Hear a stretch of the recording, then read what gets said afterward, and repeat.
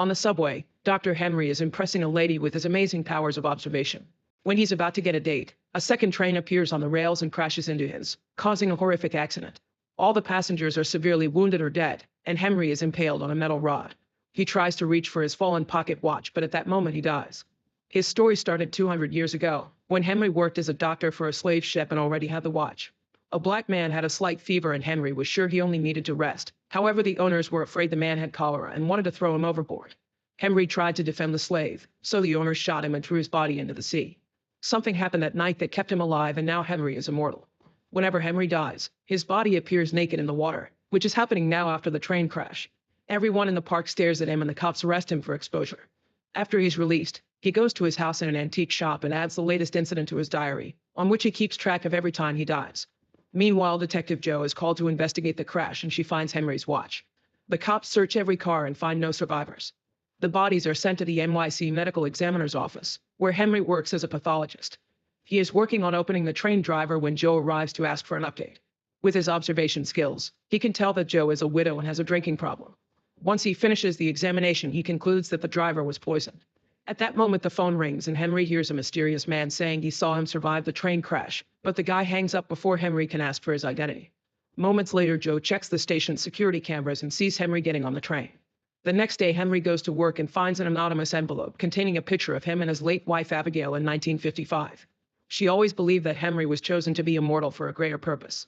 The envelope also has a newspaper covering the subway disaster and a note, so Henry concludes that the mysterious caller caused the accident to prove he's immortal. Afterward, Henry takes a blood sample from the dead driver and takes it home. His adopted son Abe knows his secret and injects him with the poisoned blood. Henry dies and appears in the river as usual, but now he knows that the poison is aconite. When he tries to return home, he finds Jo and the cops waiting for him. They take him to the station for interrogation and Jo shows him the watch. Henry easily changes the subject and tells them about the aconite. He points out that he can't be the killer because he's telling them about the poison and that they don't have enough evidence to hold him, so he leaves. Later at the lab, Henry examines the body again until he finds the bruise left by the poison injection and a fingerprint. He takes this print to the police station and they discover it belongs to a man named Hans. Jo and Henry go to Hans' house and notice a dead rat on the ground. Seeing it as a clue, Henry searches the backyard and finds a greenhouse full of the aconite plant. Then they check the garage, where they discover a lab and the poison. At that moment, Hans arrives and Jo tries to arrest him, but he throws a glass of poison at her and escapes in his car. The aconite is hurting Jo's hand and trying to get into her bloodstream, so Henry lights it on fire to neutralize it. Soon a police team arrives with more information. Hans' wife died in a subway crash caused by the same driver he poisoned for revenge. This confuses Henry because it means Hans isn't the mysterious caller. A quick search of the lab reveals that 2 gallons of poison are missing and there are traces of ethanol. Seeing some drawings of the Grand Central Station on Hans' notes, Henry concludes he's made the poison water-soluble to cause mass death in the station where his wife died. The team rushes to Grand Central and Henry theorizes that Hans will be on the roof to put the poison in the air conditioning. Unfortunately, Hans sees them first and shoots Jo down. Henry rushes to fight Hans only to get shot in the struggle. After Hans turns around, Henry tackles him and they both fall off the roof, dying when they land on a car. Sometime later, Jo wakes up in the hospital with Henry by her bedside. She remembers seeing him fall, but he convinces her that's impossible and says Hans self-deleted. At that moment, he gets a call from the mysterious man, who says he has the same curse as Henry and is looking for a way to end things for both of them. On his way out, Henry remembers how he met Abigail while fighting in a war and how he rescued Abe as a baby from a concentration camp. One evening, a crying Vicky is in a cab while trying to call someone to no avail. She tells the driver to stop at the bridge and she gets out of the car to self-delete. The body ends up in Henry's morgue and the cops think it was self-done, but Henry is sure it was murder because of the angle of fracture and marks that show she was bracing for the moment of impact. Jo takes this information to her boss Joanna, who doesn't believe it was murder and tells Jo to close the case as self-deletion. However, Henry refuses to sign a report that goes against his medical knowledge. Vicky's parents show up at his office and swear their daughter was a happy person, so she couldn't have done this. Watching them makes Henry think about Abigail and how they raised Abe together.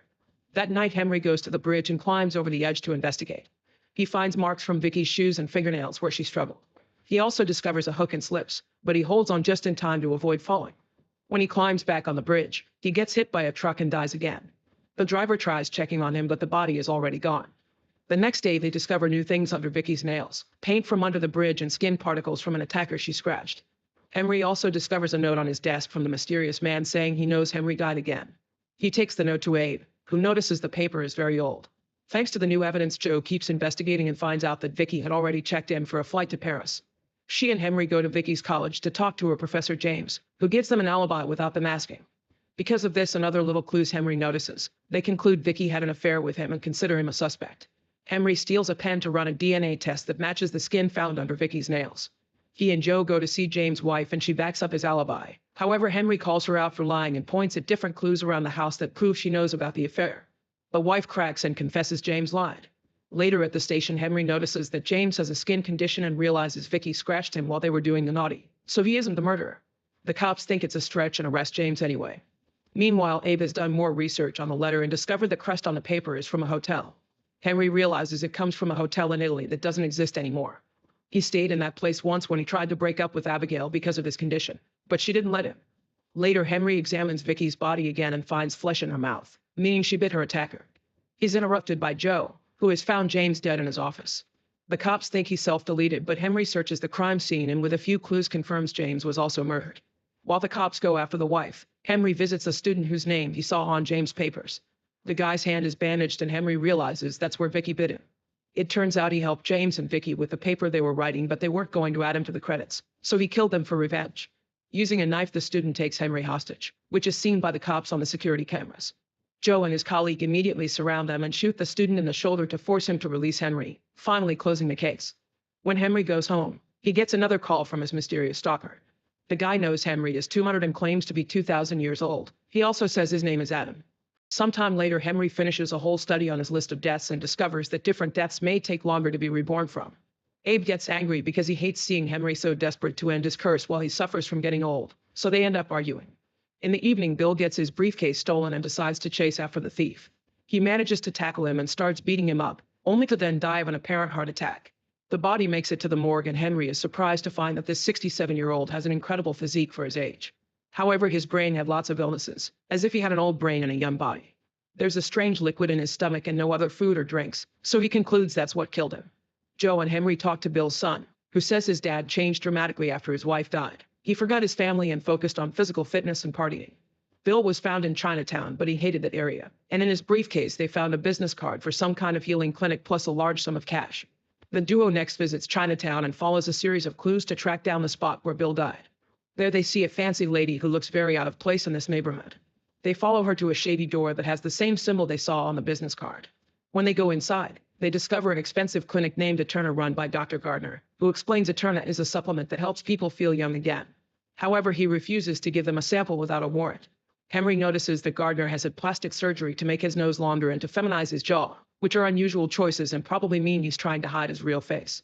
Then he pretends to accidentally bump into a patient to secretly steal her Eterna. Joe asks Gardner for a business card to get his fingerprints. All this business reminds Henry of the 1900s when people sold fake cures for tuberculosis. After running a bunch of tests, Henry discovers that Eterna uses cheap compounds to cut corners. Joe also does research and learns that Gardner is using a fake name. He has no medical training, and he used to run a clinic in which many people died. They go to see Gardner at his house, where he's having a pool party. He explains he doesn't make Eterna, he only sells it, which Henry believes because he doesn't have the training. While Gardner changes into proper clothes to leave with them, Henry meets one of the patients and notices she's having memory problems. Suddenly they hear Gardner scream and run to check on him, only to find him killed by a stab wound. The injury is very exact and made by a scalpel, which means the killer has medical training. Later at the morgue, Henry confirms that Gardner's brain was also being affected by Eterna. The compound is filled with prions from infected tissue, which means the patients are drinking human brains. Joe and Henry confront his coworker Lucas, who confirms 12 bodies have disappeared from the morgue. Lucas shares his routine from the last week to find any holes, and they quickly realize the only person with access to the bodies is the ambulance driver. The cops rush to surround the guy and find him with a body in the ambulance. During interrogation, the driver swears he's making Eterna, but Henry doesn't believe him because he lacks the knowledge and training. When the police find the clinic's list of patients, Henry is shocked to see Abe on it. He rushes home to comfort him, and Abe explains he doesn't want to be young. He just worries how Henry will manage without him. He didn't take Eterna because it was too suspicious, but he met the chemist who made it. He describes the chemist to the police, and a search of her face in the system reveals she's the sister of a morgue employee and Gardner's girlfriend. Later, Abe sees the chemist on the subway and calls Henry to tell him they'll follow her. The cops rush the station and Henry finds her first, so she explains she didn't know Eterna was hurting people. Gardner got it from her after he threatened to send her back to her home country. It wasn't her decision to use cheap ingredients either. That was also Gardner. She's feeling lots of guilt and wants to self-delete, but Henry stops her and closes the case.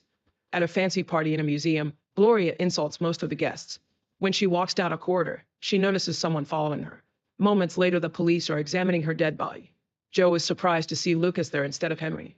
It turns out Henry used to be friends with Gloria, and it hurts him to see her body arrive at his morgue. Since Gloria belonged to one of the most important families in the city, reporters are curious about her death, and Lucas accidentally mentions to them that it was a murder. Soon the news appear on every paper, and Gloria's family is furious about this information leak. Henry takes the blame to protect Lucas, and he's pulled off the case. Joe still invites Henry to investigate with her, and they go to the museum, which makes him very uncomfortable because he used to come here with Abigail often. Following a series of clues, Henry retraces Gloria's footsteps. He concludes that she was pushed down the stairs and then tried to crawl away. Checking the security cameras confirms that there was someone with her. The man on the camera is Lance, who was taken to the station for interrogation. He claims he asked Gloria's blessing because he wants to marry her granddaughter, whose father Conrad didn't approve. Lance has Gloria's ring, but he didn't steal it. She gave it to him for the engagement. She told him to follow his heart, which sounds suspicious because usually she doesn't behave sweetly. Gloria had been acting strange, and Henry makes Joe ask Lance about the symptoms, which makes him think she had a stroke. However, he's off the case, so he can't check the body to confirm. He remembers meeting Gloria during a museum party and how she told him to marry Abigail before it was too late. Joe tries to talk to Lance's fiancée and learns how dysfunctional the family is. Gloria is described as heartless, and rumors say she was planning to cut Conrad out of the will. Conrad's currently auctioning off Gloria's furniture, and Abe gets to attend, thanks to owning the antique shop. He sneaks into Gloria's bathroom and takes a photo of all her medication, but none of these could have caused a stroke. Later at the station, Henry sees Conrad yelling at Reese and notices his hand is shaking, meaning he has epilepsy. Henry asks him what medicine he takes and confirms it's the kind of compound that could have killed Gloria. The cops interrogate him, and Conrad confirms that Gloria already cut him out of the will. He has a motive, but the police don't have evidence to keep him in custody. When Henry returns to his lab, Lucas tells him he felt too guilty, so he sneaked into the funeral home and took a sample of Gloria's liver. Henry immediately examines it and confirms that Gloria was poisoned by the medicine, but it was before the party. The only person Gloria was with during that time had been her nurse. At that moment, a cop brings a newspaper announcing that the nurse inherited Gloria's fortune. While the cops interrogate the nurse, Joe and Henry search Gloria's room. Among the ashes in the fireplace, they find a burned letter and a missing champagne glass, despite Gloria not being a drinker. Henry calls the station to ask the nurse more questions and realizes the food Gloria ate made the medicine act faster, so it was given to her later. Next, they check Gloria's car and find the medicine that killed her. Henry gathers the family and the cops to share his conclusions. Gloria had been terminally ill and took the medicine to self-delete. However, the food she ate made it act faster than planned, so she dragged herself across the floor to die in front of a painting made by an ex-lover of hers who also sent the burned letter. After the case is closed, Joe shares a story of her dead husband. In return, Henry confesses that the museum made him uncomfortable because that's where he proposed to his dead wife. A few nights later, a fancy woman is leaving a hotel when she's suddenly attacked by the shadows. The next morning, Henry and Lucas are called to the station because the cops received a bleeding box. When Henry opens it, he finds a human heart inside. After studying the heart in his lab, Henry informs the police that it belonged to a woman and was removed while she was still alive. They go through the recent missing women in the system, and Henry discards them using his observation logic until he concludes the victim must have been a night worker. This reminds him of the time he investigated the crimes by Jack the Ripper, since he was the doctor in charge of studying the bodies back then. The group goes to the hotel where the lady often worked, and Henry finds a blind spot where a criminal could drag a body without being seen. Nearby, there's a meat factory, and Henry realizes the victim has the same name as one of the women killed by Jack the Ripper, which means they're dealing with a copycat. By searching the factory, the cops find the dead lady's body, and Henry is impressed by all the exact details that match Jack's old crimes. At that moment, Henry gets a call from Adam, who knows the identity of the body. Henry hears a siren on the phone, but also outside, which means Adam is nearby. He runs outside to try to catch him, but only finds his abandoned phone. Later, Henry takes the phone to Abe, who explains it's a burner and can't be traced. They wonder if Adam is actually Jack the Ripper, since he was never caught. He can't share such a theory with the police, so he wants to track the weapon used for the murder. There was a piece of the blade in the body, and Henry recognized it as a very rare surgical blade. Abe gets in contact with another antique dealer who may have had the blade and steals her contact book. Unfortunately, it's in Japanese and he can't read it. Meanwhile, Henry takes a closer look at the body and discovers the killer made a mistake. Instead of cutting the victim's wrist like it really happened, the killer used the shape that the newspapers inaccurately described. This means the killer isn't Jack and has been looking at old news articles. Joe and Henry go to the library and notice that the last person who checked out the old newspaper used another name from the Ripper's case. A second name on the list has the same handwriting and is still in the library. The guy sees them staring and immediately runs away, so the duo starts chasing him.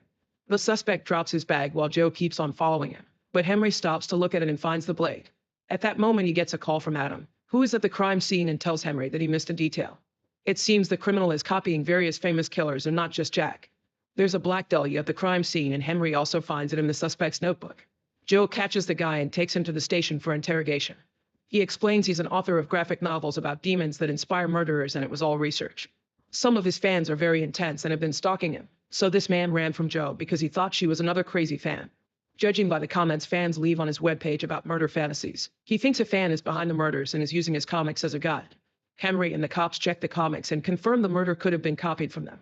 Soon another body is found at the park and this murder is an exact copy of the famous Black Dahlia case. Inside the victim's mouth there's a piece of nylon, which means the next crime will match the Boston Strangler. There's a leaf near the body that doesn't come from any of the park plants. It only grows in Brooklyn, so the cops search the comic webpage for fans who live in that area. Following the message's IP, the police team bursts into a house and arrests a teenager named Devin. During interrogation, Devin keeps acting very creepy and smug because he thinks they don't have enough to charge him. The parents are yelling at Joanna, who reveals that some shoes in Devin's house match the footprints from the crime scene. Before the parents leave to get a lawyer, Henry tells them he has proof of purchase from an antique shop. Ignoring Joe's scolding about stolen evidence, Henry goes to see the antique dealer anyway and gives her back her book. He tells her about the police investigation and in return the dealer tells him that Devin didn't buy the blade, his father did. When Henry leaves the store, Devin's dad ambushes him and stabs his lungs. Afterward the man enters the store and captures the antique dealer. He starts strangling her but is interrupted by Henry, who is ready to fight even in that condition. After lots of struggle, both men fall down the stairs and Henry is in shock, so the killer steps on his back. Then the man goes upstairs and is blocked by Joe, who shoots him when he tries to get his gun out. In the basement, Henry is found by Adam, who doesn't want their secret to be discovered yet. He kills Henry by slashing his neck to make his body disappear. The next day Joe closes the case while dealing with the fact that she killed a person. Henry gets another call from Adam, who says it's only a matter of time before Henry becomes a murderer too. Sometime later a British Viscount named Colin Cavendish is getting ready to marry an American woman called Emily. However, he isn't comfortable with all the money his father-in-law Norman is wasting on the party. The next day Colin is found dead in the middle of Central Park. Joe finds it weird that a Viscount was walking in the park in the middle of the night and that he was murdered but not robbed. Henry thinks the wounds on the body don't make much sense and remembers there's no Viscount Cavendish, which a cop confirms after calling the British Embassy. It means this guy is an imposter. Later at the lab they discover Colin is blonde but he dyed his hair. This makes Henry remember all the times he painted fake gray hairs on his head to pretend he was getting older. His neighbors would still catch up and he was forced to move to another city with his family. In the present, he finds small gold flakes in Colin's neck wound and some gravel in his other injuries. The curvature of his mouth also indicates he's American. The very specific and extensive stitching of his clothes makes Henry realize they share a tailor. Joe and Henry go to see the tailor, who doesn't have any clues because Colin paid everything in cash. He tells them Colin got a wedding suit and the duo goes to the wedding registry next. While Joe talks to the employee Patricia, Henry notices a bike messenger with the same leg scars as Colin. The man tells him the scarring comes from riding a bike all day long and recognizes Colin from a picture. His real name was Dwight and he used to be a bike messenger too, but he disappeared a year ago. After some research, Joe tells Joanna what she's discovered. Dwight grew up in Oklahoma as an orphan and bounced around many foster homes because he came to New York and worked as a messenger but never made enough money to meet a woman like Emily, who is rich thanks to her father's company. When Emily comes to the police station, they have to tell her the truth about her fiancé's identity. At the lab, Lucas finds a torn-up check in Dwight's pocket. He puts together the pieces to discover it's for $1 million from Norman. Joe and Henry go to see Norman, who is walking with a slight limp that he blames on playing golf. They ask him some questions and Norman accidentally mentions Dwight was from Oklahoma, which the police haven't told anyone. Henry finds some fabric on the wall that belongs to Dwight's suit and concludes that he and Norman had a fight. In fact, Norman's golf club matches one of Dwight's injuries. Norman is taken to the station and his lawyer gives the cops a written statement. It says that Norman did hit Dwight with a golf club at home but didn't stab him later at the park. Apparently Dwight confessed all to Norman and planned to tell Emily too, hoping to run away with her if she'd still have him. Norman also has an alibi for the time of death. Later Henry takes another look at Dwight's body and discovers that the wound from the golf club had been treated. Henry realizes someone must have been helping all along since a rural boy from Oklahoma doesn't have the means to imitate a British lord. Looking at a catalog to find where he bought the expensive clothes, he sees a gold pen and theorizes that's the murder weapon. The cops investigate where Dwight bought everything and learn he was using Patricia's employee discount. The team searches Patricia's apartment and they find lots of how-to etiquette books, a bloodstained cloth, and a photo of Dwight before his transformation. They theorize that Patricia killed Dwight because he fell in love with Emily for real instead of running away with Patricia and the scam money. Checking the security cameras reveals that Patricia was both training and dating Dwight. Patricia hasn't gone to work since the investigation started and now her face is on wanted signs all over the city. In the afternoon, Henry goes with Abe to the cemetery and they see Emily at Dwight's funeral getting too close to her father's lawyer. Henry also sees Patricia sneaking around, so he and Abe follow her while calling Joe. Patricia is eventually arrested and taken to the police station, where she swears she's innocent. She confirms Dwight broke up with her on the night of the murder. He was going to tell Emily the truth. Hearing about Central Park, Patricia reveals Dwight was killed on the spot where he proposed to Emily. The group goes to the park and does a little reenactment that proves Emily didn't have the strength to kill Dwight, not to mention she has an alibi. Someone must have killed Dwight to keep Emily around, so the cops decide to arrest her to set a trap. In the evening, Norman's lawyer goes to the park to search for the golden pan he buried after the murder to confirm the cops don't have it. The detectives surround him and immediately arrest him. It turns out the lawyer is in love with Emily and killed Dwight to keep her from running away with him. While giving Emily an update on the case, Henry and Joe assure Emily that Dwight truly loved her and tore off the check because he didn't want the money. Afterward, Henry takes a cab home only to discover that the driver is his mysterious stalker, Adam. Minutes ago, Adam killed the real taxi driver and stole the car to trick Henry. He starts driving like a maniac through the city while pointing out that Henry doesn't believe he's immortal. To prove it, he uses a gun to self-delete and his body disappears. The vehicle loses control and falls into the river. Henry pushes all the doors and windows but fails to open them, so he ends up drowning. When he comes back to life, some cops see him swimming naked and arrest him. At the station, Joanna demands an explanation, so Henry says he's a sleepwalker. Joanna tells him being eccentric is fine, but this can't go on because it'll challenge his credibility. The other officers tease him for the incident, but Joe shows concern, which Henry ignores. At the lab, Lucas shows Henry the latest body, who happens to be the taxi driver.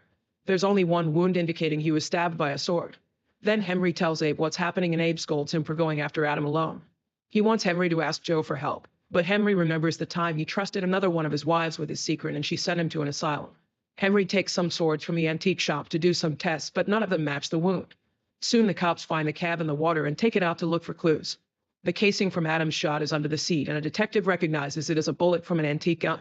Joe wants to get DNA from the scratches on the back seat, but Henry tells her the water must have washed it off. She also finds Henry's watch, so he pretends he just dropped it. That night, Henry and Abe go to the river to look for the gun. When they finally see it floating in the water, Henry gets ready to jump to retrieve it, but they're interrupted by the police. Henry is taken to the station again and he tells Joanna that he was looking for clues, so he's allowed to leave. Joe checks on him and tells him he may need therapy, but she also offers an ear if he ever needs it. This makes him remember his time at the asylum and all the horrible treatments the doctors put him through. Henry decides to try therapy anyway. After some chatting, the therapist Lewis decides Henry needs more people he trusts and can talk to in times of need, since obviously being a loner has taken a toll on him. Meanwhile, the cops find the gun where Henry saw it last night. It's a very old model and registered in Brooklyn under the name Richard Smythe. They go to the address on the gun license and find the apartment empty except for a dead body. This is Richard, the owner of the apartment, and his body has been opened up. Joe calls Henry, who checks the body and explains this guy was autopsied while still alive. The cuts were done by a very exact blade, like a hunting knife. Getting suspicious, Henry rushes back to his office and checks his tool bag. It turns out his own hunting knife is covered in blood. Then Henry shares this with Abe, who concludes they must either leave the city or trust Joe with the secret. Meanwhile, Joe arrives at the lab and Lucas tells her that Henry has been acting weird. He also reveals that Richard's body was autopsied in Henry's style. Joe goes to the antique store and finds Henry packing to leave the city. She also sees him holding the bloodstained blade. Abe tells him to confess the truth, but Henry keeps thinking about his torture in the asylum. Henry is taken to the police station and he tells Joanna and Joe a modified story, saying he has an insane stalker who thinks he's immortal. Since at the beginning it was only anonymous calls, he thought they were just pranks, but finding the body made him realize it was a real crazy man. Henry was planning to leave town because the thought that would make the stalker stop. Joe points out that Henry was with the therapist at the time of the murder and Joanna believes he's innocent. Afterward, Henry and Lucas do a thorough autopsy of the body and find a bite mark.